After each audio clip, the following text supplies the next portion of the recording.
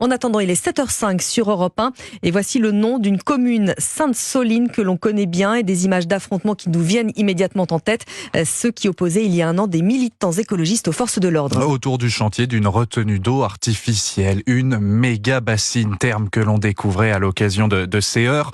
Une manifestation qui avait donc dégénéré mais que commémore à partir d'aujourd'hui des centaines de militants écologistes. Charles Guyard.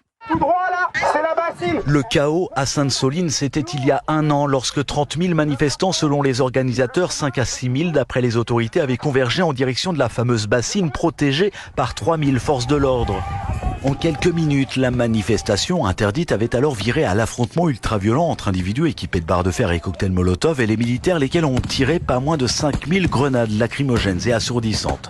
Bilan de l'affrontement, plusieurs dizaines de blessés, dont certains avec des séquelles lourdes, voire irréversibles. Depuis, le parquet de Rennes, en charge de l'enquête, a auditionné une centaine de témoins, y compris du SAMU, analysé plus de 7400 photos et vidéos et diligenté des expertises en médecine légale, chimie et balistique. Les conclusions devraient être rendues d'ici cet été. En attendant, des rassemblements commémoratifs sont organisés ce samedi et dans les prochains jours un peu partout en France, notamment à Melle, à moins de 20 km de Sainte-Soline où environ 500 personnes sont attendues pour un grand pique-nique. Cette fois, la préfecture des Deux-Sèvres n'a pas communiqué sur le dispositif déployé, indiquant seulement que la zone sera surveillée par des drones. Charles Guyard pour Europe 1.